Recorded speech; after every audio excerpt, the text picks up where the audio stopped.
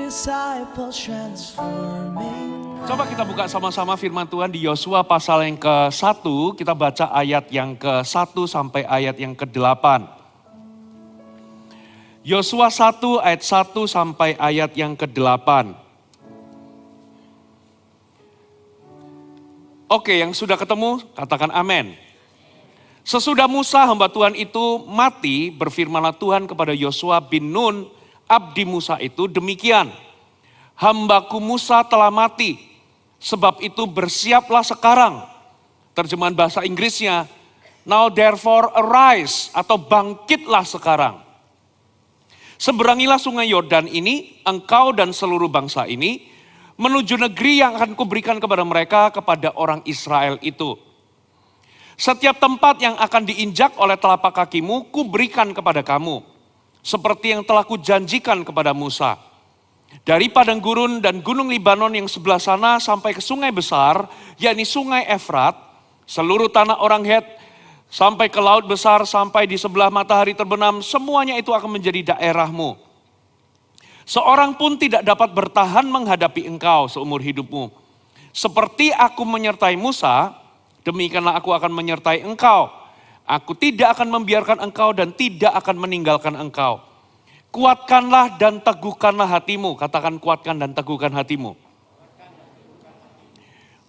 Sebab engkaulah yang akan memimpin bangsa ini, memiliki negeri yang kujanjikan dengan sumpah kepada nenek moyang mereka untuk diberikan kepada mereka. Hanya kuatkan dan teguhkan hatimu dengan sungguh-sungguh. Bertindaklah hati-hati sesuai dengan seluruh hukum yang telah diperintahkan kepadamu oleh hambaku Musa.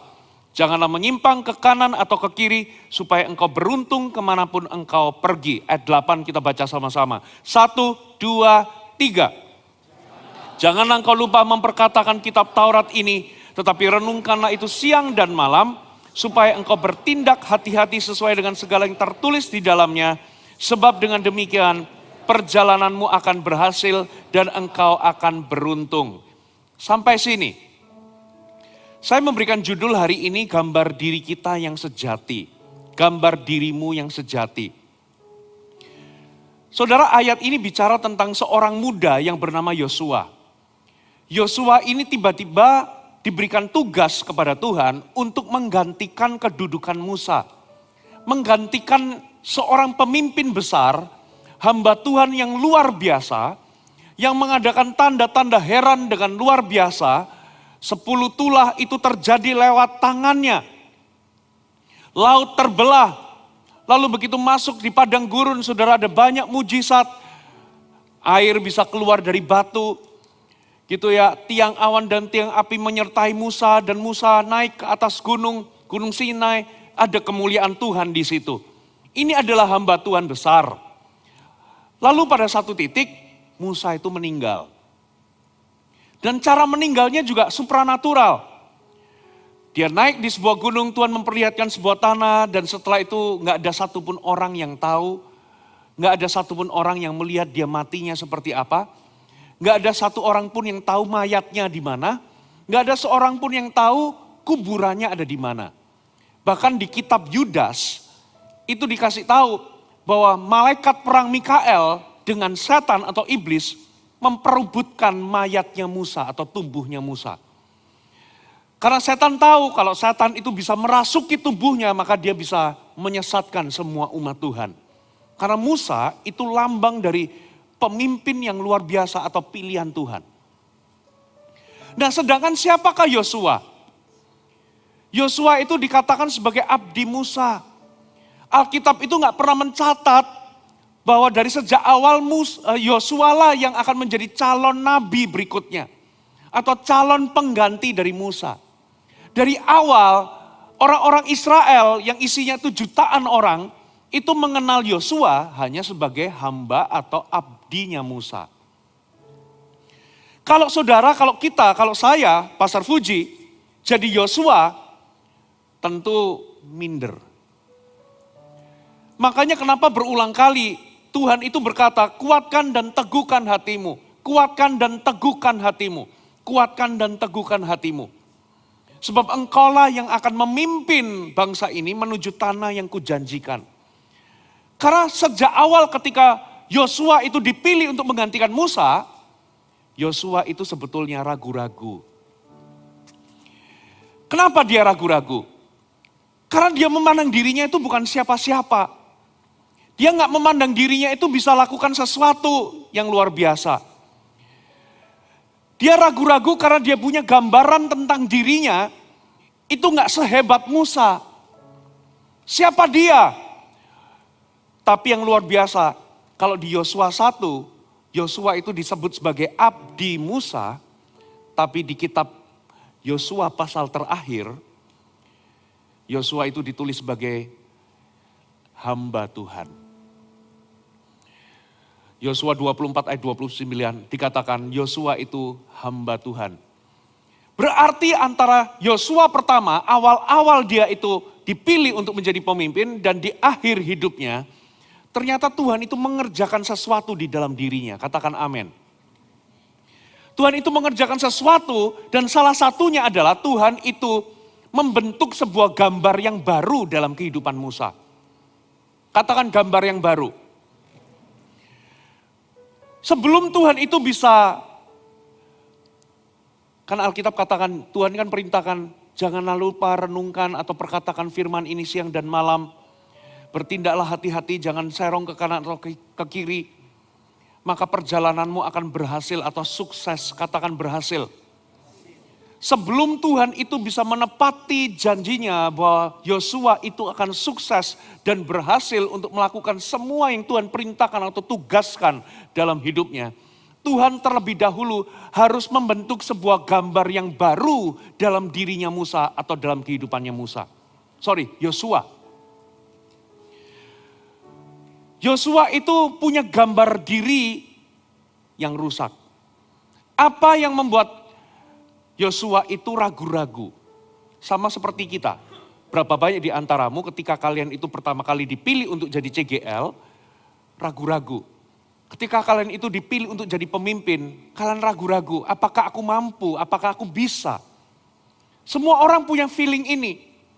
Tahukah saudara, sumbernya adalah karena kita itu memandang diri kita atau melihat gambar diri kita, itu sudah rusak. Makanya setiap orang yang hari ini, saudara hidup, pasti di dalam diri kita karena kita ini manusia berdosa, kita ini punya gambar akan diri kita, itu rusak. Ada beberapa faktor yang membuat orang-orang itu punya gambar diri yang begitu rusak.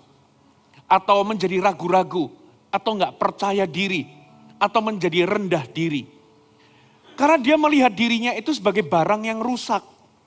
Dia melihat dirinya sebagai barang yang tidak lagi berguna. Dia melihat dirinya adalah sebagai barang yang enggak ada harganya. Itulah sebabnya kita ini enggak bisa menemukan sebuah confidence ilahi dalam diri kita untuk melakukan apa yang Tuhan tugaskan dalam hidup kita. Nah itulah sebabnya Tuhan itu ingin membentuk sebuah gambar yang baru dalam kehidupannya Yosua. Ada amin. Apa yang Tuhan katakan? Yang pertama, hambaku Musa sudah mati. Sekarang Yosua bangkitlah. Kenapa kok Tuhan katakan Yosua bangkitlah? Now therefore arise. Karena Yosua ragu-ragu. Yosua punya gambar diri itu tidak sehat. Dia melihat dirinya itu cuma sebatas abdi. Dia bukan pemimpin besar dan dia gak sehebat Musa. Tapi Tuhan menandaskan, sama seperti aku menyertai Musa, demikian aku menyertaimu. Katakan amin. Tidak ada seorang pun dapat bertahan melawanmu. Lalu apa lagi? Setiap tanah yang kau injak, itu akan kau rebut dan akan menjadi milikmu. Apa yang sedang Tuhan lakukan adalah Tuhan ingin melakukan sesuatu terlebih dahulu dalam dirinya, yaitu memberikan sebuah gambar yang baru tentang siapa dirinya. Orang yang memiliki gambar diri yang rusak, itu gak bisa melihat seperti Tuhan melihat tentang dirinya. Kita semua ini makhluk berdosa. Pastor Fuji dulu backgroundnya juga minder. Macam-macam sumber dari kita itu rendah diri. Kita itu cenderung ngomong begini terhadap diri kita sendiri. Aku nggak bisa apa-apa. Aku nothing. Aku nggak bisa lakukan ini. Aku nggak bisa lakukan itu. Aku nggak punya kesanggupan. Saudara, kalau Anda berkata aku nggak bisa berbuat apa-apa atau aku nggak bisa apa-apa, itu bukan lahir karena kerendahan hati, tapi karena rendah diri. Itu namanya gambar diri yang tidak sehat. Kita memang nggak bisa berkata bahwa aku bisa lakukan segala sesuatu, ya lahir dari kesombongan. Kalau ada orang yang rendah hati dan berkata sadar akan dirinya bahwa segala sesuatu yang kukerjakan itu adalah pekerjaan Tuhan. Kalau aku sanggup melakukan sesuatu itu karena Tuhan memberkati dan mengurapiku, itu namanya rendah hati. Katakan amin. Tapi kalau rendah diri itu beda, rendah hati dengan rendah diri itu beda. Rendah diri itu akan selalu berkata, aku nothing, aku nggak bisa buat apa-apa, aku nggak sanggup. Kecenderungannya adalah seperti itu. Kenapa dia rendah diri dan berkata aku nothing? Karena dia punya gambar tentang dirinya, atau cara dia melihat tentang dirinya, itu nggak sama seperti cara Tuhan melihat tentang diri kita. Itulah sebabnya, saudara, sebelum Tuhan bisa memakai kita, sebelum Tuhan itu bisa mengurapi kita, sebelum kita ini bisa melakukan semua yang Tuhan perintahkan dalam kehidupan kita, yang Tuhan mau adalah Tuhan mengubah gambar diri kita. Katakan amin. Gambar diri yang rusak harus diubah menjadi gambar diri yang sehat. Coba kita buka sama-sama satu ayat yang luar biasa. Amsal 23 ayat yang ke-7. Amsal 23 ayat yang ke-7. Kita baca sama-sama ya, termasuk yang ada di Tangerang dan semua gereja lokal yang ada. 1, 2, 3. Sebab seperti orang yang membuat perhitungan dalam dirinya sendiri, demikianlah ia. Saya bacakan terjemahan sampai situ aja, yang selanjutnya nggak usah. Terjemahan New King James dikatakan, for as he thinks in his heart, so is he. Versi New American Standard Bible, for as he thinks within himself, so is he. Jadi sebagaimana seseorang itu berpikir tentang dirinya, jadilah dia seperti itu. Kalau Anda berkata bahwa aku nggak bisa apa-apa, Anda tidak akan bisa berbuat apa-apa. Kalau Anda berkata aku nggak sanggup, satu kali Anda akan tidak memiliki kesanggupan untuk melakukan sesuatu. Kalau Anda berkata aku gagal, kalau engkau berkata aku gagal, maka Anda akan jadi orang gagal. Kalau engkau berkata aku ini nothing, maka dalam hidupmu engkau tidak akan mencapai apapun. Itulah sebabnya berbahaya. Kalau kita tidak mengizinkan Tuhan bekerja dan mengubah gambar diri kita, saudara, itu akan mempengaruhi dirimu. Katakan amin. Beberapa di antara saudara, gambar diri Anda rusak, itu karena Anda tertolak. Beberapa di antaramu tertolak. Kenapa kamu tertolak?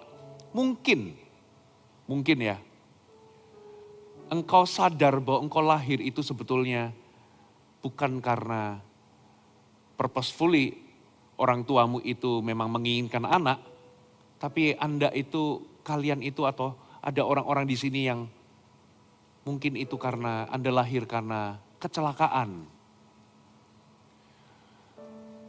Atau mungkin seperti Pastor Fuji, saya menduga, ya mama saya itu dulu waktu melahirkan saya, itu tidak planning dan saya itu muncul di usia tua mama saya. Bayangkan, mama saya itu punya 4 anak, saya itu anak terakhir.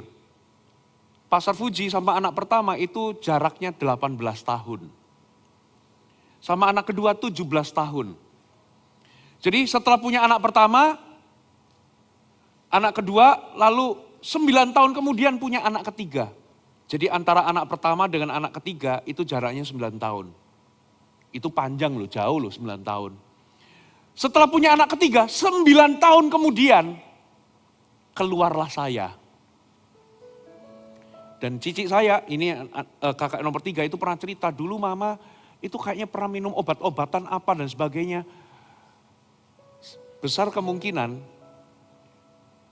karena mereka terkejut di usia tua, punya saya dan saya berusaha untuk mungkin mau digugurkan.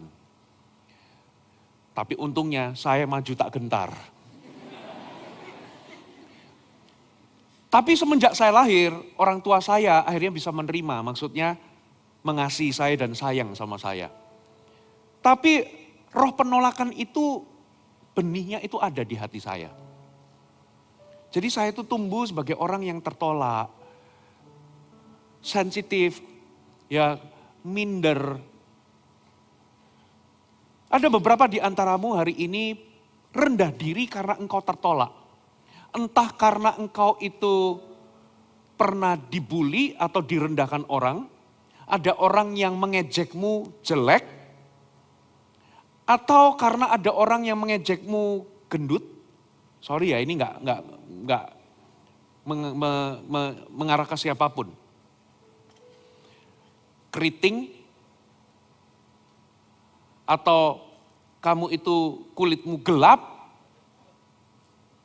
atau pendek. Seseorang pernah merendahkanmu atau engkau pernah diejek miskin. Sehingga itu semua membuatmu punya gambaran tentang dirimu itu jelek. Jadi kalian jadi rendah diri, katakan rendah diri. Lalu kalian tumbuh dengan perasaan itu sehingga ketika ketemu orang yang kaya kalian minder. Ketemu sama orang yang lebih putih, minder. Kenapa kok aku gak seperti dia, kulitnya lebih cerah. Ada orang yang merasa bahwa aku kepengen, ada yang direndahkan kulit, bukan kulit, rambutmu itu tipis dan lurus. Tiap kali ketemu sama orang yang keriting, dia minder. Kenapa kok rambutku keriting? Kenapa kok rambutku lurus? Keliru-keliru. Kenapa kok begini, kenapa kok begitu? Kenapa aku lahir di orang tua yang mungkin bukan kaya raya? Pada dasarnya kita semua itu ingin diterima, betul nggak? Dan itulah sebabnya begitu kita ditolak, itu merusak gambar diri kita. Kita semua itu pengen diterima. Lalu kita tumbuh dengan perasaan itu. Dan kalau nggak hati-hati, itu tumbuh menjadi sebuah perasaan yang merusak karena kita melihat diri kita itu selalu kurang, ya. Kita melihat diri kita itu jelek, kita melihat diri kita itu tidak diinginkan. Lalu itu menjadi sebuah gambaran diri yang rusak. Kita melihat diri kita itu nggak ada guna, seperti barang rongsokan tidak berguna, seperti barang rusak nggak ada harganya, seperti barang yang sudah hancur. Itulah sebabnya kita nggak bisa melakukan apapun. Kita merasa bahwa I'm nothing, aku nggak bisa apa-apa, aku nggak sanggup lakukan apa-apa. Lalu apa yang terjadi? Ini yang terjadi. Pastor Fuji dulu bahkan nggak pernah bisa merasa punya cita-cita. Karena saya itu merasa selalu nggak mampu, nggak bisa. Karena punya gambar diri yang jelek. Coba kita lihat satu ayat. Kalian masih bersama dengan Pastor Fuji ya. Coba kita lihat satu ayat. Bilangan 13 ayat 33. Bilangan 13 ayat 33. Coba kita baca di screen ini. Juga kami lihat di sana orang-orang raksasa, orang enak yang berasal orang-orang raksasa.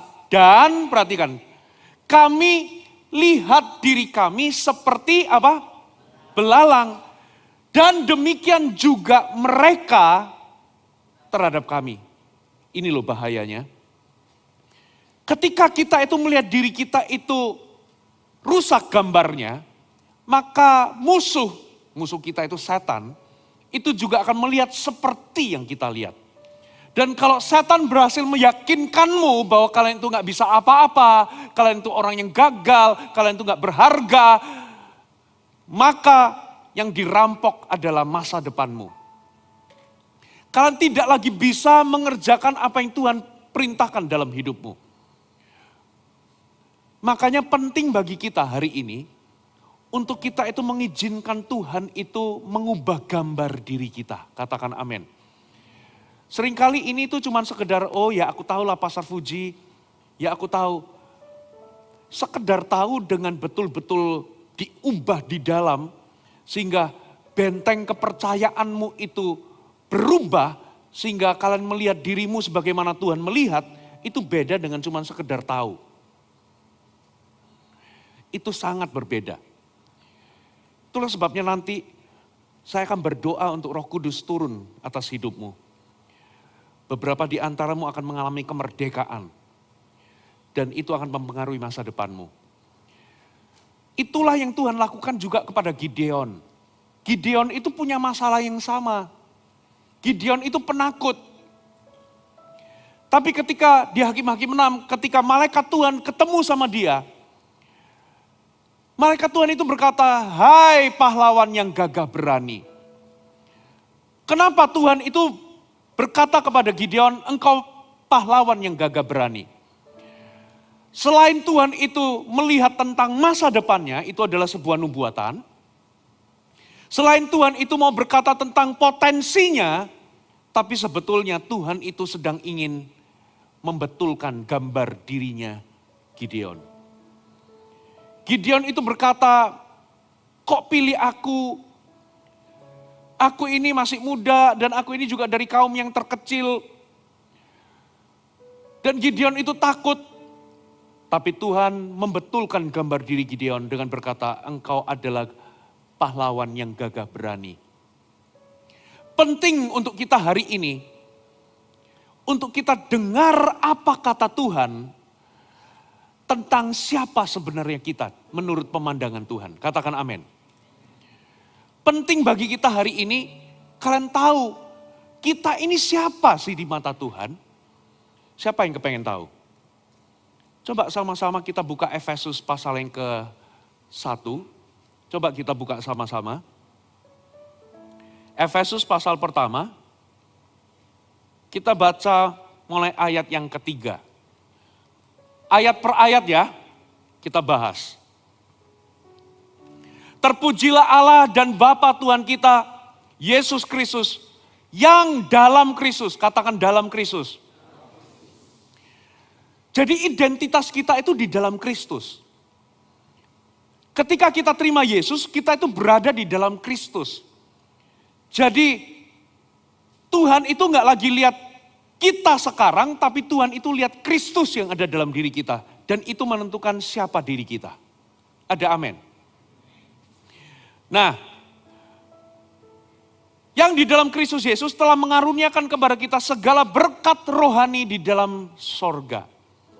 Sebab di dalam Dia Allah telah memilih kita sebelum dunia dijadikan supaya kita kudus dan tak bercacat di hadapannya. Dalam kasih Ia telah menentukan kita dari semula oleh Yesus Kristus untuk menjadi anak-anaknya sesuai dengan kerelaan kehendaknya. Yang pertama, catat baik-baik. Kita itu diterima. Aku sudah diterima oleh Tuhan. Katakan amin. Maksudnya gimana? Kata kita itu diangkat dalam kasih, kita itu diangkat menjadi anak. Itu diadopsi artinya. Hari ini dalam kebudayaan modern kita, orang itu lebih suka mengadopsi bayi yang baru lahir. Atau bayi yang mungkin baru usia 0 sampai 2 tahun. Kenapa? Karena kepribadiannya belum tercetak. Kebiasaannya belum terbentuk. Temperamennya atau apa ya, karakternya itu belum tercetak. Sementara untuk mengadopsi orang yang sudah gede, itu lebih sulit. Kenapa? Contoh misalnya, sorry siapa namamu? Yang tadi itu kan ya, bisa maju ke depan? Ya. Kasih tepuk tangan ya. Siapa namanya sorry tadi? Devon ya, Devon. Nah, coba bayangkan. Saya ini orang tua yang mau mengadopsi anak. Saya pergi ke panti asuhan. Bukan bayi mungil yang saya temukan. Ternyata orang yang sudah umurnya udah berapa? 22. Sudah 22 tahun. Orang tua yang ingin mengadopsi anak itu lebih cenderung nggak mau mengadopsi orang yang udah gede. Kenapa? Karakternya udah tercetak. Kebiasaannya udah tercetak. Kita kepengen mengadopsi bayi. Kenapa? Bagi sang mama itu seperti seolah-olah baru aja melahirkan. Yang kedua, kalau bayi itu masih kertas kosong. Kita bisa didik, kita bisa atur dari kecil. Lebih gampang mana mencabut tanaman yang masih kecil atau sudah jadi pohon? Yang masih kecil karena akarnya belum mendalam. Gampang dicabut, tapi kalau sudah jadi pohon, kalau masih kecil itu tangkainya masih bisa dibelok-belokin. Tapi kalau udah jadi pohon, udah keras, udah fix, sulit diubah. Apalagi kalau sudah besar begini. Sorry ya, ini nggak itu loh ya. Pasti kelihatan orang kalau mengadopsi orang besar yang sudah gede, sudah berusia 22 tahun, pasti yang punya panti asuhan pasti kasih tahu. Ini kelebihannya ini. Dia misalnya kelebihannya dia kuat. Dia bisa angkat galon itu 3 biji tanpa dibantu gitu ya. Dia kuat. Oh dia kelebihannya dia itu ceria misalnya. Tapi sekaligus kelemahannya. Kelemahannya mungkin dia temperamen. Dia begini, sesekali juga dia masih nyolong misalnya.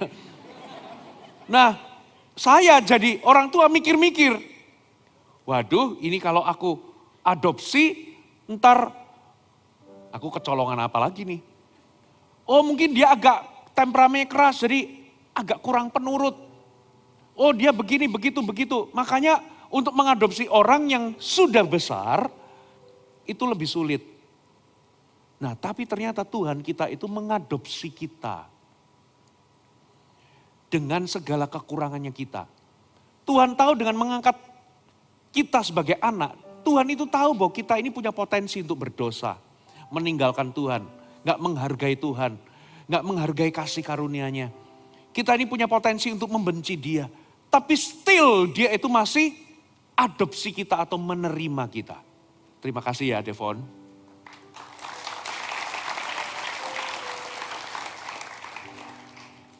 Kalau bayi, kalau orang melahirkan normal, kita nggak bisa milih. Ya apa adanya anak itu termasuk nanti temperamennya atau kepribadiannya dia itu nanti sanguin atau nggak sanguin, kita nggak bisa milih. Tapi kalau orang itu datang ke panti asuhan dan memilih itu berarti dia dengan sadar menerima anak itu jadi anaknya. Katakan amin. Terlepas kelemahan maupun kekurangannya. Nah Tuhan itu dengan sadar menerima kita, mengadopsi kita jadi anaknya. Karena kasih, katakan kasih. Berarti luar biasanya adalah kita itu diterima. Jadi hari ini lihatlah dirimu bahwa sekalipun dunia menentangmu, tapi engkau itu diterima oleh Tuhan. Engkau bukan hanya diterima, tapi engkau dicinta. Engkau dikasihi. Ada orang yang mati bagimu. Dan bukan hanya kita dikasihi, tapi di mata Tuhan kita itu precious atau berharga. Dari mana kita tahu bahwa kita ini berharga? Dari harga yang Tuhan bayar untuk membeli kita. Tuhan membeli kita itu bukan dengan emas dan perak, tapi dia membeli kita dengan darah yang mahal, yaitu nyawanya sendiri. Dari harga yang Tuhan bayar, Anda bisa tahu bahwa kita ini bernilai, katakan amin. Aku bukanlah barang rongsokan. Aku bukanlah barang yang rusak yang gak ada harganya. Tapi aku di dalam Kristus, aku berharga. Katakan amin.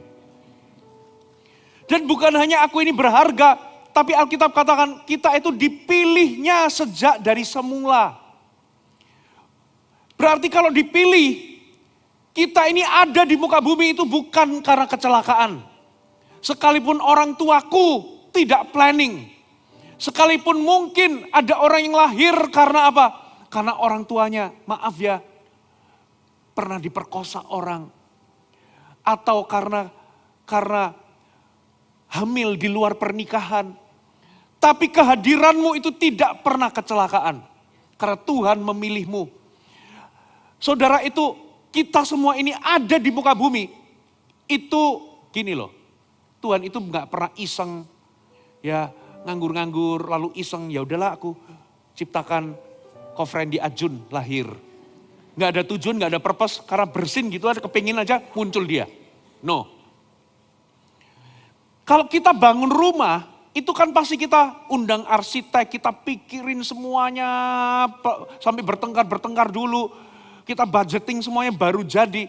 Tuhan itu juga perancang segala sesuatunya. Kehadiran kita itu sudah didesain dari sejak awal. Dan dipilih itu juga berkata begini loh, Tuhan itu tahu ketika Tuhan menciptakan kita berarti ada tujuan kita diciptakan. Bukan karena iseng, tapi Tuhan punya tujuan atas hidup kita. Dan kalau ada tujuan berarti ada tugas yang Tuhan itu berikan kepada kita semua. Katakan tugas.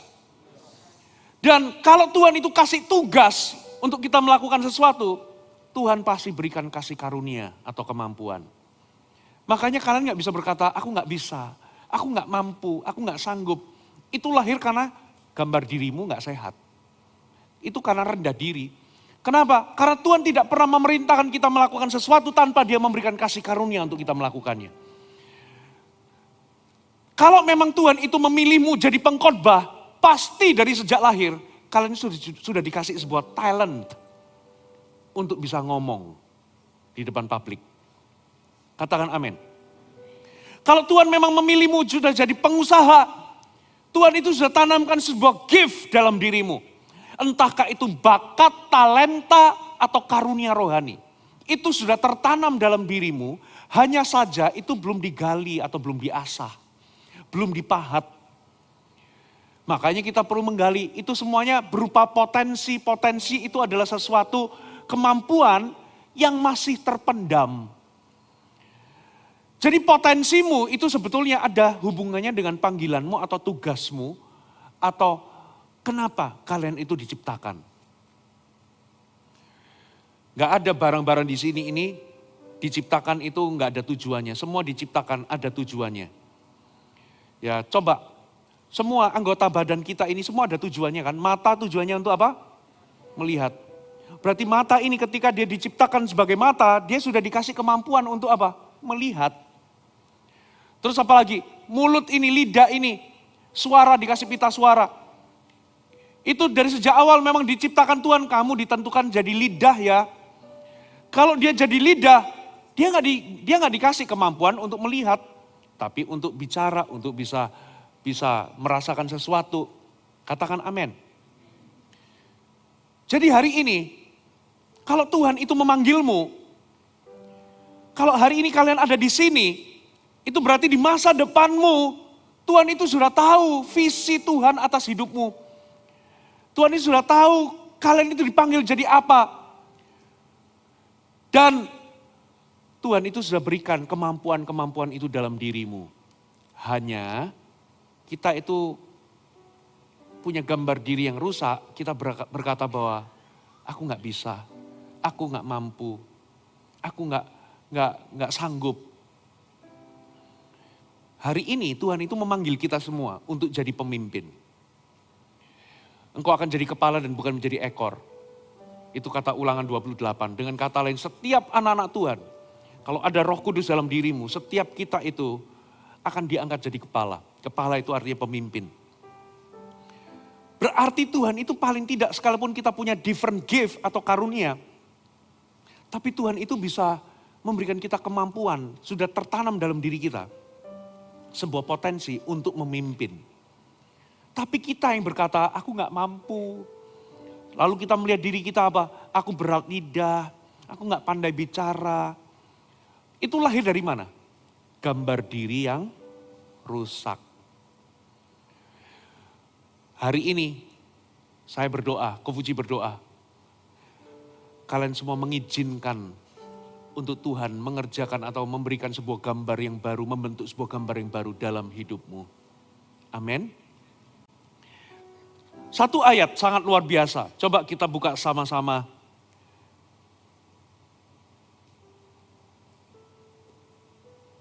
Sebentar. Amsal 14 ayat 8. Oke, kita baca sama-sama ya. 1, 2, 3. Mengerti jalannya sendiri adalah hikmat orang cerdik.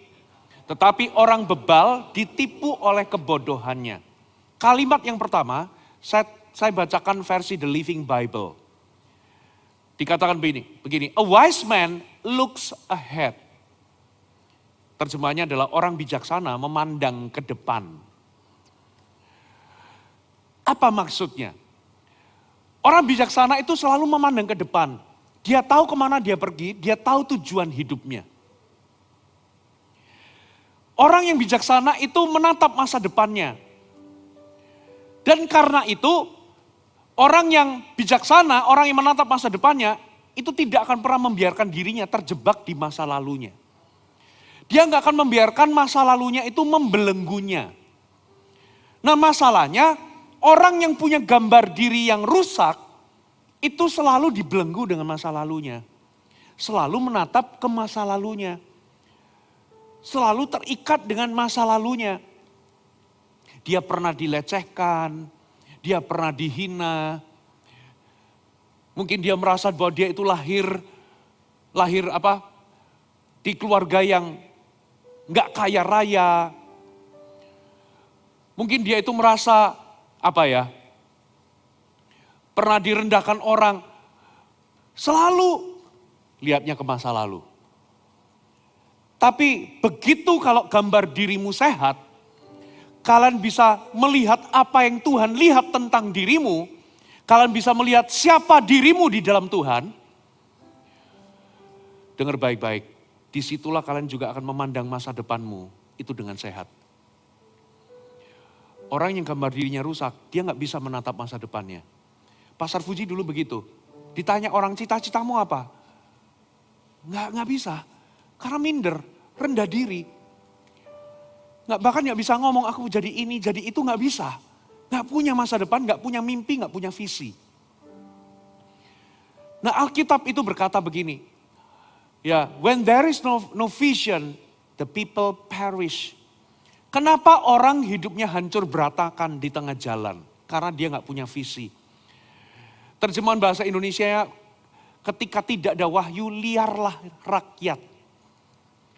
Coba bayangkan, kita itu lomba lari semuanya. Ya, 10 orang berjajar lomba lari. Lalu tiba-tiba bel berbunyi atau pistol diledakan gitu. Apa yang terjadi? Semua orang lari tapi nggak tahu garis finishnya di mana. Coba apa yang terjadi? Berantakan, liar. Ada yang lari ke kanan, lari ke kiri, ada yang lari ke belakang, ada yang ke utara, ada yang... Karena nggak ada visi, maka orang itu hidupnya liar.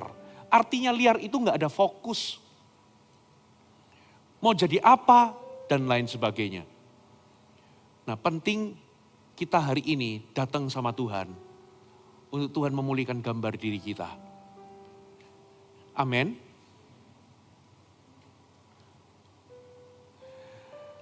Kata wahyu itu berarti itu bukan tentang angan-angan kita. Tapi itu bicara tentang prophetic vision. Ini bicara visi yang bersifat nubuatan. Makanya ketika malaikat ngomong engkau adalah pahlawan gagah berani hai Gideon. Itu sifatnya profetik atau nubuatan tentang masa depannya. Itu akan memperbaiki gambar dirinya tapi itu juga bersifat visi ke depan. Engkau akan jadi pahlawan gagah berani. Dan ketika dia mempercayai bahwa dia adalah pahlawan, dia jadi pahlawan. Tapi kalau engkau percaya engkau orang gagal, engkau akan jadi orang gagal. Kalau engkau percaya bahwa engkau gak bisa lakukan apapun, engkau gak akan lakukan apapun di dalam hidup ini. Nah, prophetic vision itu berarti ketika kalian punya gambar diri yang jelas, yang sehat di dalam Tuhan, maka kalian itu mulai bisa melihat masa depanmu itu seperti apa. Dan Tuhan itu akan memberikanmu secara spesifik. Kalau kalian ditanya sama orang, apa masa depanmu? Cerah, Pastor Fuji. Apa masa depanmu? Masa depanku baik. Itu belum spesifik. Kalian akan bisa melihat masa depanmu itu secara spesifik. Hari ini, seperti hari ini. Pastor Fuji punya visi. Untuk 2 tahun ke depan, apa yang saya mau untuk gereja lokal di Jabodetabek. Kita mau ke arah mana itu spesifik. Karena kalau kalian gak spesifik, kalian gak akan melihat sesuatu terjadi. Tuhan akan memberikanmu masa depan yang spesifik. Tapi dimulai dengan gambar diri. Contoh berikutnya adalah Yabes. Yabes itu, arti nama Yabes adalah kesakitan. Nama itu mewakili seperti apa orangnya, karakternya, atau mewakili kondisi waktu dia dilahirkan. Karena mamanya itu mungkin mengalami penderitaan ketika dia melahirkan Yabes, maka ketika anaknya atau Yabes itu lahir, dikasih nama Yabes. Sama seperti hari ini, nggak ada satupun orang tua kasih nama kita itu Yudas. Kenapa? Konotasinya jelek, pengkhianat. Padahal arti kata Yudas itu sebetulnya bagus loh. Nanti cek di rumah ya arti kata Yudas itu apa. Tapi karena gara-gara satu orang itu, nama Yudas itu jadi punya konotasi yang jelek banget. Nggak ada satupun orang kasih nama Yudas. Itu sama seperti nama Yabes. Nama Yabes itu seperti kutukan. Sakit penyakit atau penderitaan atau kesakitan artinya. Tapi herannya, orang ini dihormati oleh Tuhan. Dia dimuliakan lebih daripada orang-orang yang lain. Dan tahu nggak doanya seperti apa? Dia berdoa begini, Tuhan berkati aku berlimpah-limpah dan perluas daerahku. Katakan perluas daerahku. Artinya apa? Lord, increase me. Tuhan tambahkan aku. Lalu kata perluas daerahku itu adalah Tuhan perluas pandanganku. Menurut bahasa aslinya itu adalah perluas pandanganku. Perluas caraku melihat. Itu bicara soal visi. Dimulai dari mana? Kenapa kok orang ini bisa berkata Tuhan, aku ingin melihat lebih luas daripada sekarang. Ternyata dia berjumpa dengan Tuhan. Yang dulunya dia menganggap bahwa aku ini mungkin anak haram. Aku ini kelahiranku membawa penderitaan bagi orang tuaku. Aku ini kesakitan, aku gak punya masa depan. Tapi ketika dia berjumpa dengan Tuhan dan dia izinkan Tuhan mengubah gambar dirinya. Sekarang dia bisa melihat dirinya itu punya masa depan. Ada amin?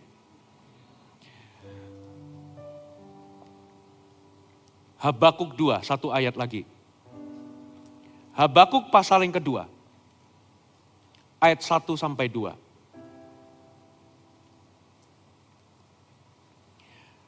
Aku mau berdiri di tempat pengintaianku dan berdiri tegak di menara. Aku mau meninjau dan menantikan apa yang difirmankannya kepadaku dan apa yang akan dijawabnya atas pengaduanku. Lalu Tuhan menjawab aku demikian, tuliskanlah penglihatan itu, ukirkanlah pada loh-loh supaya orang sambil lalu dapat membacanya. Ayat 2 itu saya terjemahkan dalam bahasa Inggrisnya ya.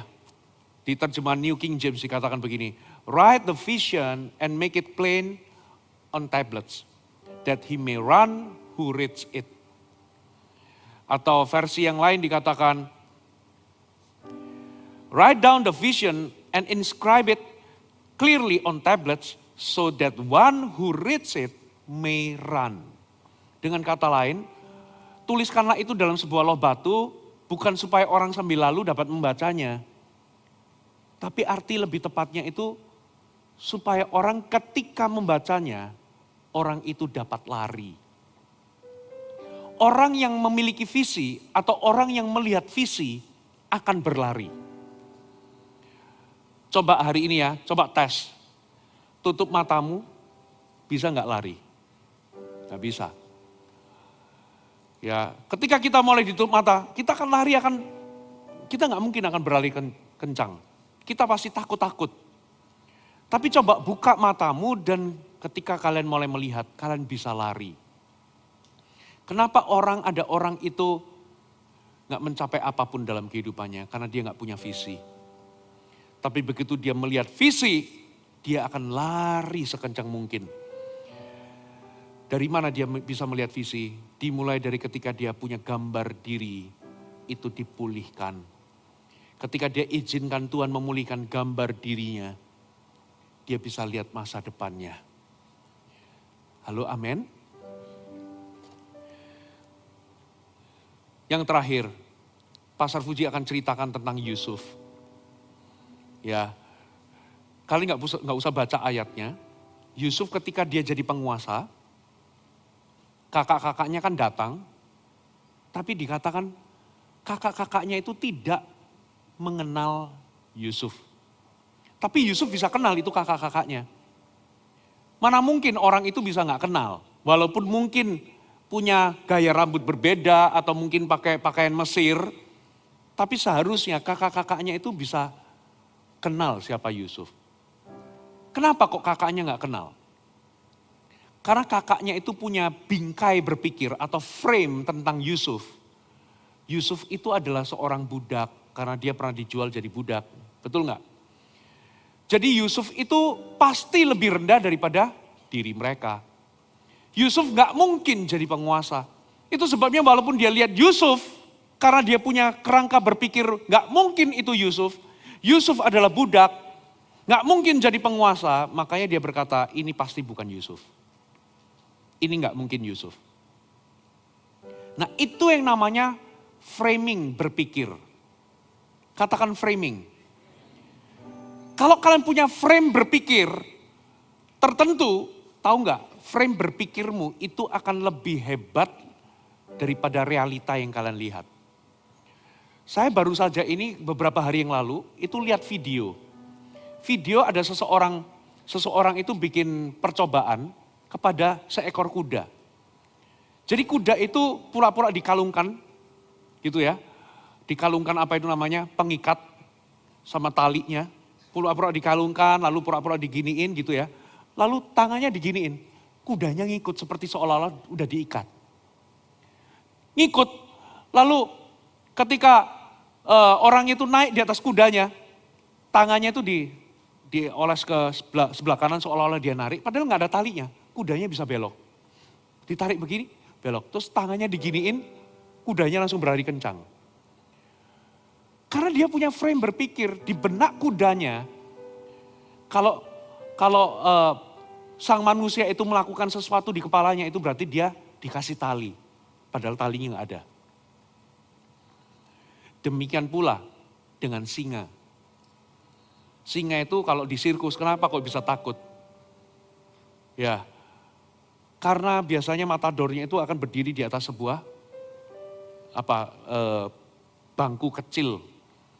Tiap kali dilatih itu orang itu selalu berdiri di bangku kecil itu dan selalu dipecut dan lain sebagainya. Sehingga ketika orang itu naik di atas bangku, singa itu langsung tunduk. Begitu pula dengan seekor kutu. Kutu itu bisa lompat, itu setinggi 0,5 meter sampai 1 meter. Tapi kutu itu dimasukkan dalam toples yang tingginya cuma 20 cm. Ditaruh selama 2 minggu.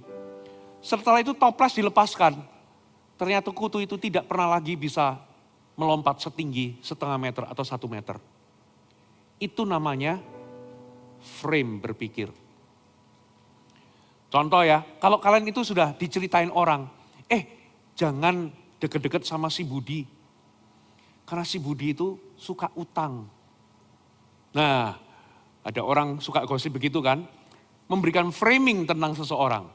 Jadi di dalam benakmu kalian itu punya frame bahwa si Budi itu suka utang. Satu kali si Budi itu telepon nomormu. Waduh ini telepon ini pasti cari utangan ini.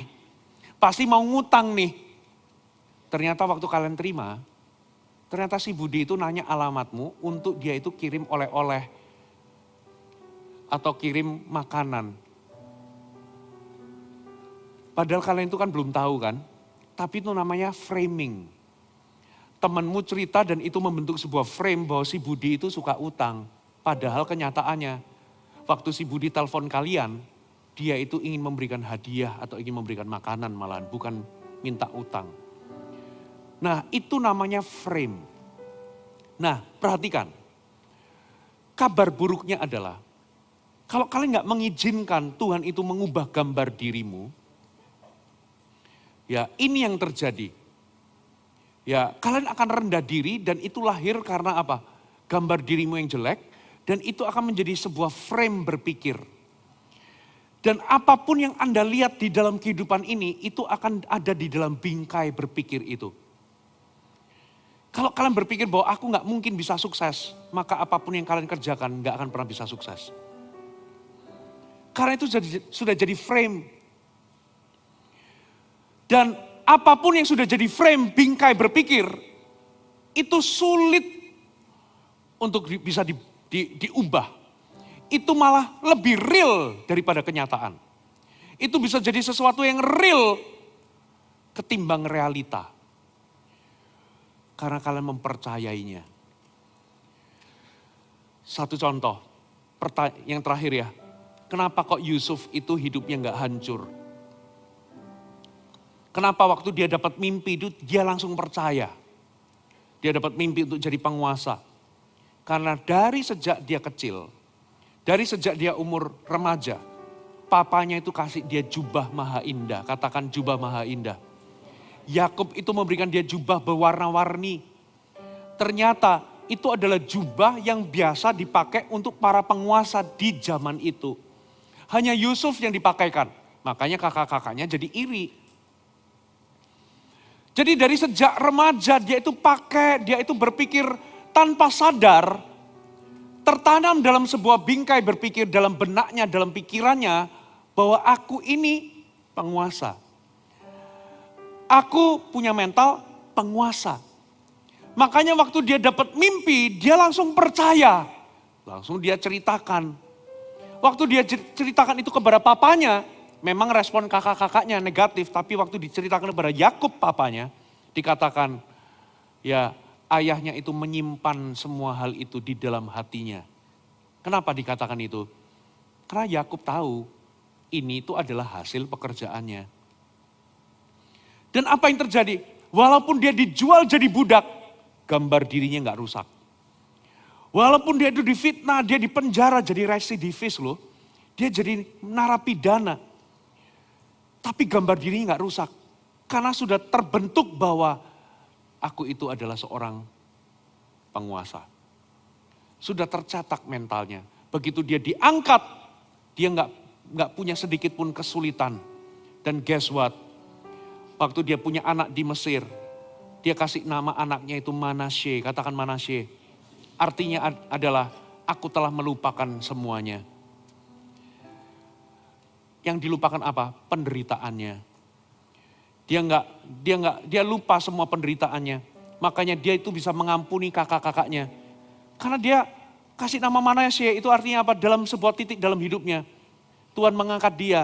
Dia sudah lupa tentang kepahitannya, kekecewaannya, tentang kejahatan dari kakak-kakaknya, tentang penderitaannya. Dia lupa dan dia jadi penguasa. Tutup Alkitab kita, mari kita datang di hadapan Tuhan. Saya undang kita semua bangkit berdiri.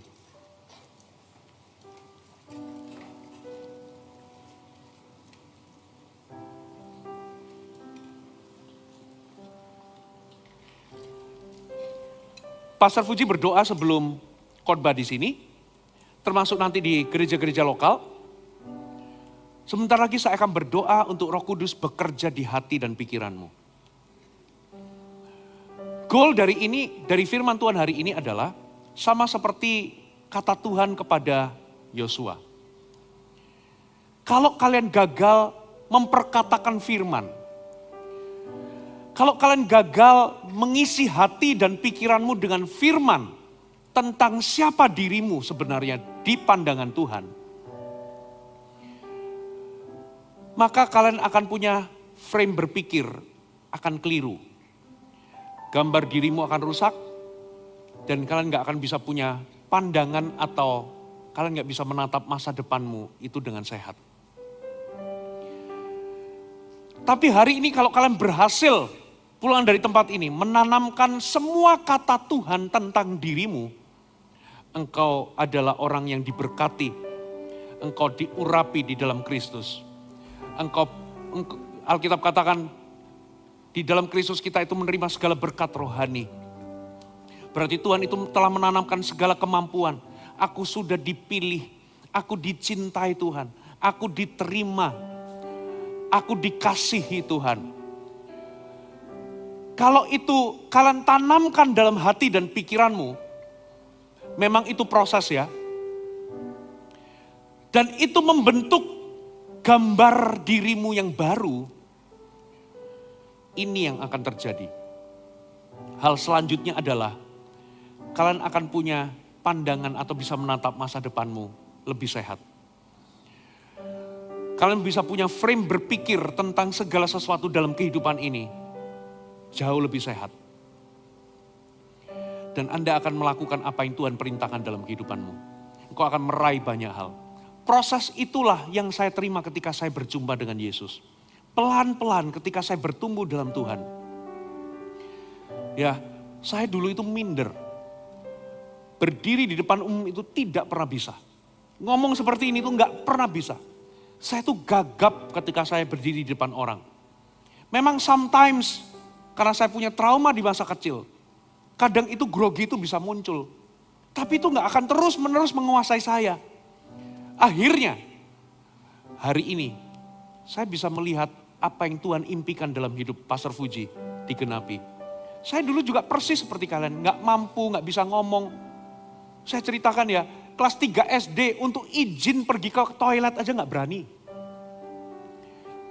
Takut dimarahi. Sampai-sampai saya itu ngompol di tempat loh saudara. Saya ngomong begini ini aib loh. Saya ngompol di tempat kelas 3 SD. Saya robekin kertas, saya lap. Saya mencoba menyembunyikan, jangan sampai ada yang tahu. Tiba-tiba teman saya di belakang namanya Chandra. Makanya saya trauma sama orang yang namanya Chandra. Ya ngomong gini, Bu guru, itu ada teh gulanya siapa, botol minumnya siapa tumpah. Aduh ketahuan. Saya gak berani di depan umum. Saya lahir dari orang yang minder. Saya dulu itu minder, kenapa kok aku tuh lahir bukan di keluarga yang kaya raya punya segalanya. Saya dulu diberikan jam tangan, itu padahal jam tangan bagus dari papa mama. Tapi malu untuk saya pakai di sekolah.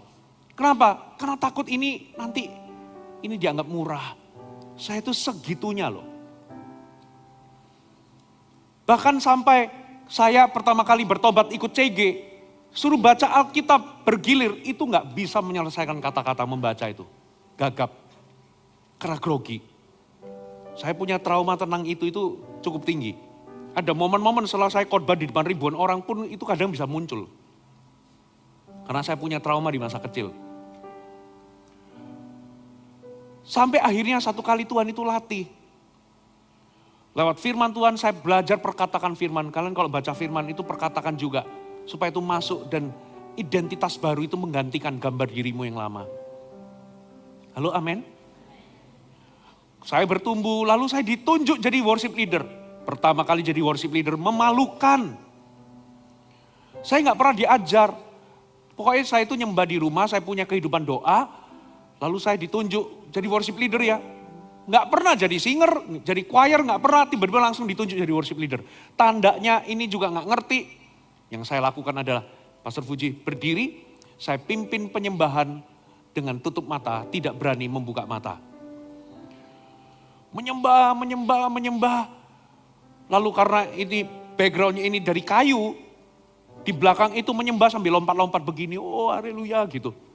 Nah karena itu goyang-goyang, Pastor Fuji jadi pusing. Saya waktu itu pengen pegangan mimbar, begitu mau pegangan gini, kok gak ada mimbarnya. Saya masih maju, gak berani buka mata, saya masih maju cari. Kok gak ada, akhirnya saya buka mata, ternyata sepanjang saya memimpin penyembahan, saya itu noleh 90 derajat ke samping. Oh ramai. Haleluya. Mari kita sembah dia. Ini mau kebakaran, terjadi kerusuhan atau apa. Pokoknya saya nggak peduli. Mau orang-orang keluar nggak keluar, menyembah nggak menyembah. Pokoknya saya tutup mata. Karena kalau saya buka mata, saya akan grogi. Saya sangat minder. Lalu saya tersipu-sipu malu. Saya membalikkan badan, saya lihat pemimpin gembala youth saya waktu itu. Gembala remajanya, ketawa di belakang. Lalu apa yang saya lakukan? Saya langsung berbahasa roh, saya pimpin penyembahan lebih dalam lagi. Banyak berbahasa roh. Makanya kalau worship leader banyak bahasa roh, jangan-jangan dia grogi. Belum tentu karena dahsyat gitu ya. Waduh, saya mimpin lebih panjang lagi penyembahan. Lalu saya iseng-iseng, saya pengen tahu mimbarnya di mana. Loh kok luput lagi? Ternyata saya udah miring begini lagi. Itu memalukan. Lalu tiba-tiba teman CG saya, Sweet 17, namanya Lucia. Ayo Fu, kamu ya jadi apa itu? MC. Aduh, aku gak bisa, aku ini bukan orang panggung. Saya selalu minder. Gak bisa, gak mungkin. Tapi karena dipaksa-paksa, ayolah. Akhirnya oke. Dengan grogi-grogi saya jadi MC. Ya, kita sudah siapkan lagu. Pemain piano sudah siap ya lagu Happy Birthday. Ya, selamat ulang tahun ya. Tahu lagunya kan? Oke, siap. Jadi nanti saya udah setting. Orang tua datang maju di depan. Gitu ya, lalu nanti si Lucia itu akan tiup lilinnya, lalu dalam hitungan ketiga kita akan nyanyi sama-sama selamat ulang tahun. Tiba saatnya maju, saya undang orang tua maju ke depan, ininya maju ke depan, ayo tiup lilin ya, 1, 2, 3. Saya langsung buka suara, selamat ulang tahun, selamat ulang tahun. Saya lempeng terus karena saya nggak sadar. Selamat ulang tahun dan tahun baru. Ternyata itu lagu Natal. Saya keliru, saya malu. Itu pengalaman-pengalaman yang memalukan. Ternyata salah, itu lagu Natal.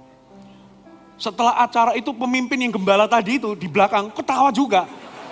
Pemimpin yang sama. Gembala remaja dulu. Tapi siapa sangka hari ini Tuhan perlahan-lahan bekerja dalam dirinya Pastor Fuji. Dari seorang yang minder, Tuhan berikan keberanian, gambar diri yang baru. Engkau diurapi, engkau diterima. Engkau itu berharga tidak diukur dari apa merek jamu, seberapa kaya orang tuamu, mobil yang kamu pakai. Dulu SMA saya minder, kenapa kok saya ini cuma naik sepeda motor, kok bukan naik mobil. Ternyata keberhargaan kita gak ditentukan dari jam yang kita pakai, sepatu yang kita pakai. Kita berharga karena Tuhan menebus kita dengan darahnya. Saya keliru dulu berpikirnya itu begitu. Saya dulu minder dengan rambut. Kenapa rambut saya itu dulu, zaman dulu itu ada, ya zaman dulu ada artis lah. Artis Hong Kong yang rambutnya itu di belah tengah dan bagus belahannya. Nah saya ini rambutnya mengombak. Di model begitu tambah rusak. Saya minder dengan rambut saya. Apalagi waktu SMP, SMA, keluar banyak jerawat. Aduh keluar satu aja mindernya bukan main. Berapa banyak kalian seperti itu? Menganggap bahwa keberhargaanmu itu dari kalian memiliki warna kulit tertentu, jenis rambut tertentu, mobil tertentu, dari status ekonomi.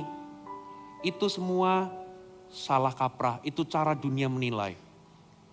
Kalau setan berhasil meyakinkanmu, kamu gak berharga, kamu gak bisa apa-apa, kamu nothing, kamu orang gagal, bahkan mengingatkanmu akan kesalahanmu dan dosamu. Terus kamu berkata, iya gak mungkin lah, aku gak layak dipakai Tuhan. Jadilah seperti yang kau yang pikirkan. Cabut itu semua. Ada amin? Hari ini, Pastor Fuji, siapa sangka anak kemarin sore yang gagap itu, yang minder itu. Hari ini, Pastor Fuji hari ini ya di Jakarta, mengembalakan hampir 14.000 jemaat. Itu bukan karena saya hebat, no. Tapi karena Pastor Fuji mengizinkan Tuhan itu memberikan gambar yang baru. Membentuk gambar diri yang lebih sehat tentang diri Pastor Fuji. Dan itu menolong saya untuk jadi bisa confidence berdiri di depan umum. Itu menolong saya walaupun saya ini gak sekaya orang lain, tapi saya gak perlu minder. Karena aku punya kepercayaan yang baru. Punya gambar diri yang baru. Aku berharga karena Tuhan mencintaiku. Amin. Mari tutup mata sejenak. Tutup mata sejenak. Ora pataka pasyana mara-mara mara-mara. Ora pataka pasyana mara-mara lama. Waktu saya terbatas, tapi Roh Kudus sebelum saya naik di sini, Roh Kudus itu sempat ngomong, ada orang-orang di sini. Engkau adalah anak-anak yang sebetulnya mau digugurkan. Sehingga kau tumbuh dengan perasaan tertolak yang begitu luar biasa. Dan gambar dirimu rusak gara-gara itu. Dengar baik-baik, saya mau katakan hari ini, engkau diterima. Semua tutup mata, letakkan tangan di dada. Engkau dicintai. Bagi Anda yang betul-betul Anda tahu dan tahu engkau dulunya sebetulnya mau digugurkan. Tuhan mau berkata kepadamu, engkau dipilih bahkan sebelum dunia dijadikan. Engkau ada untuk sebuah tujuan. Kenyataan engkau ada di sini itu bukan karena kecelakaan, tapi karena Tuhan mencintaimu. Tuhan punya tujuan. Dan engkau tidak dilahirkan dengan tidak bisa apa-apa. Engkau dilahirkan dengan sebuah kemampuan. Dengan sebuah potensi untuk menggenapi rencana Tuhan. Ada orang-orang di sini yang gambar dirinya rusak. Karena engkau pernah dihina sama orang. Engkau pernah dibully. Ada kata-kata orang yang jahat, yang buruk, yang pernah diucapkan. Mungkin itu adalah kata-kata dari orang tua bahkan. Kau selalu dikatakan kau gak guna, kau gak bisa kerja, engkau ini begini, engkau begitu. Atau mungkin tetanggamu atau temanmu mengatakan kau miskin, engkau jelek. Mungkin mereka melakukan body shaming, sehingga hari ini engkau merasa gak bisa menerima dirimu, engkau menolak dirimu. Karena engkau melihat dirimu itu begitu buruk, sehingga engkau sendiri menolak dirimu sendiri. Engkau gak bisa menerima dirimu sendiri. Kebenarannya adalah engkau sudah diterima oleh Tuhan. Engkau diampuni. Engkau itu berharga di mata Tuhan. Hari ini terima dirimu apa adanya. Engkau itu berharga gak ditentukan dari bentuk hidungmu, warna kulitmu, tapi engkau berharga karena siapa engkau di dalam Kristus. Engkau sempurna, mungkin beberapa di antaramu, engkau punya mungkin ketidaksempurnaan. Beberapa orang mungkin gak punya jari, ada yang gak punya tangan. Lahir itu mungkin dianggap cacat, tapi di mana Tuhan itu gak dianggap sebagai sesuatu yang cacat karena semuanya baik adanya. Accept yourself, terima dirimu karena engkau dicintai. Ada beberapa di antaramu yang gagal. Kau jatuh dalam dosa atau pernah gagal melakukan kebodohan atau kesalahan. Dan hari ini engkau bahkan gak bisa ampuni dirimu sendiri. Engkau bahkan mungkin pernah melakukan perzinahan, dosa di masa lalu. Ada yang kehilangan keperawanan mungkin. Sehingga engkau merasa dirimu itu rusak, barang bekas. Hari ini engkau di mata Tuhan adalah ciptaan baru. Engkau ciptaan baru. Jangan pernah dengar tipuan dari setan. Dia memandangmu seperti sesuatu yang baru yang tidak bercacat, tidak bercelah. Sebab dia bukan melihat dosamu, tapi dia melihat Kristus yang ada dalam dirimu. Semua tutup mata sejenak. Kalau ada orang-orang seperti ini yang saya sebut, dan kau betul-betul butuh didoakan, angkat tanganmu dimanapun kau berada. Angkat tanganmu tinggi-tinggi. Dengan cepat keluar dari bangkumu. Majulah ke depan sini. Izinkan Roh Kudus bekerja atas hidupmu. Termasuk yang ada di gereja lokal yang lain. Majulah di depan sana. Ada Roh Kudus di sini. Ora bakaba syakara labara bara labara. Shataka barala bara barala bara barala baraba.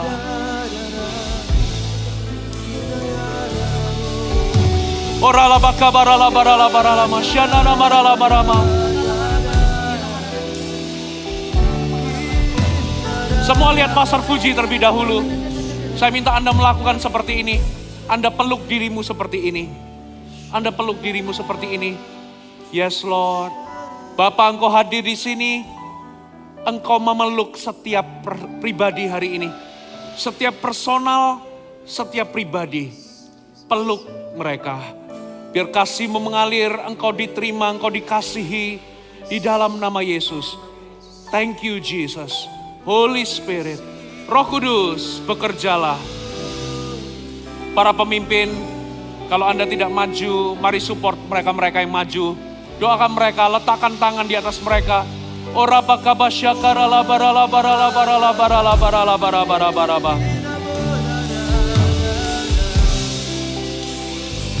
Lagu yang tadi.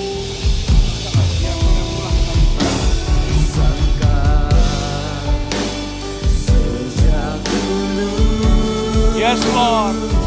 Kau menunggu hidupku Di altar-Mu ku sadari selama ini kau menanti.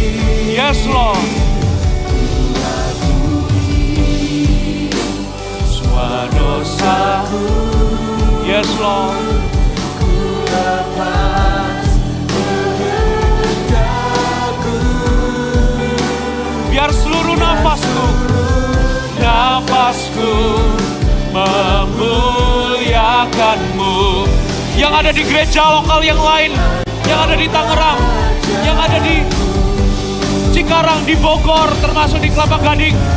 Roh Kudus ada di situ. Terimalah lawatan Tuhan dalam nama Yesus. Roh Kudus lawat setiap pribadi. Pulihkan, mengalir kasih-Mu.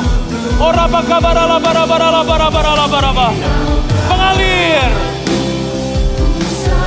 Dalam nama Yesus. Hari ini kalau ada pekerjaan si jahat, roh jahat, aku perintahkan pergi. Roh keminderan pergi. Dalam nama Yesus. Roh pahit, kekecewaan keluar. Out, out, out in Jesus name. Mengalir kasih-Mu, mengalir kasih-Mu. Ora bakabasyakara la barabara la baralaba. Thank you Father. Terima kasih Tuhan dalam nama Yesus. Tak kusangka, tak kusangka sejak dulu Kau menunggu hidupku di altar-Mu.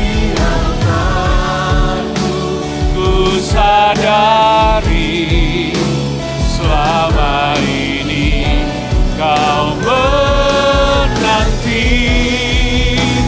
Ku akui semua dosaku. Oh, ku lepas kehendak-Mu. Biar seluruh hidupku memuliakan-Mu. Tuhan, sekali lagi semua angkat tanganmu, katakan, tak kusangka sejak dulu. Oh, hidupku di altar-Mu.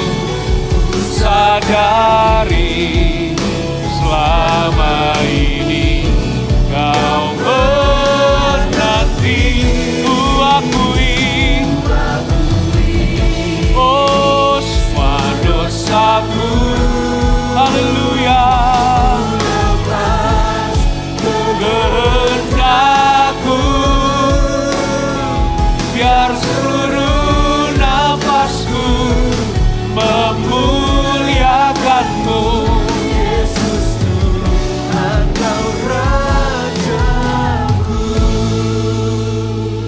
Semuanya, baik yang ada di depan maupun yang di belakang, termasuk yang ada di gereja lokal yang lain, ikuti doanya Pastor Fuji. Katakan, Tuhan Yesus, Tuhan Yesus, hari ini aku datang kepadamu. hari ini aku datang kepadamu. Aku membuka diriku. Aku membuka diriku. Tuhan, Tuhan, bentuk gambar yang baru dalam hidupku. bentuk gambar yang baru dalam hidupku. Bentuk gambar diri yang sehat. Bentuk gambar diri yang sehat.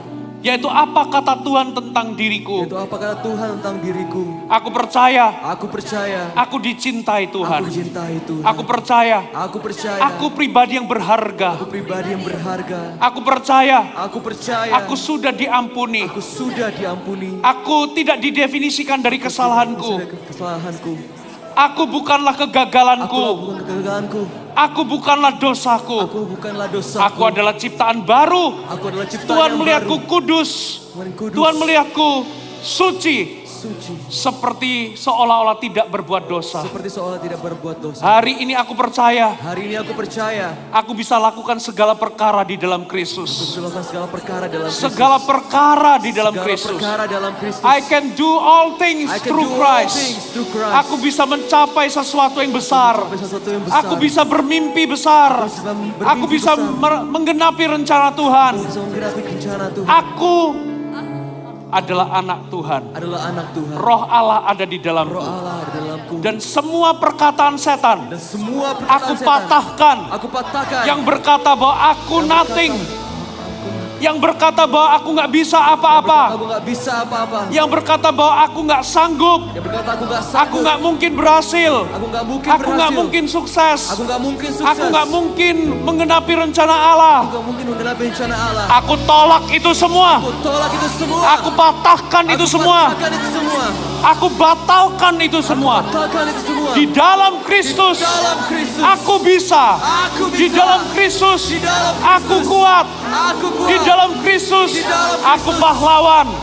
Di dalam Kristus, Di dalam Kristus. aku diurapi, Aku diurapi. diberkati, dikasihi. Dikasihi. Di dalam Kristus, Di dalam Kristus. aku punya masa depan. Aku punya masa depan. Mari angkat tanganmu, meteraikan firman-Mu hari ini. Mulai hari ini, setan gak mampu menipu mereka. Mereka pulang, membawa gambar yang baru di dalam Kristus. Bawa mereka bertumbuh ya Tuhan, setahap demi setahap. Buat mereka berkembang. Buat iman mereka makin besar, makin solid, makin kuat. Buat mereka makin dewasa. Seiring dengan mereka dewasa di dalam, beres di dalam, Tuhan menyusul perkara-perkara besar terjadi dalam hidup mereka. Di dalam nama Yesus, di dalam nama Yesus. Semua yang percaya katakan, amin. Tepuk tangan bagi Tuhan kita. Waktu kita sudah habis, saya minta kalian bisa ambil amplop persembahan. Kita akan sama-sama langsung berdoa untuk persembahan kita. Mari kita angkat amplop persembahan kita sama-sama. Bapa, di dalam nama Tuhan Yesus, pulang dari tempat ini kami akan memberikan persembahan sebagai penyembahan kami. Tuhan berkati persembahan kami, Tuhan pakai setiap sennya, membuahkan jiwa-jiwa, dimenangkan, dimuridkan, dikembalakan, dan membuahkan banyak jiwa-jiwa, banyak gereja-gereja bisa dirintis.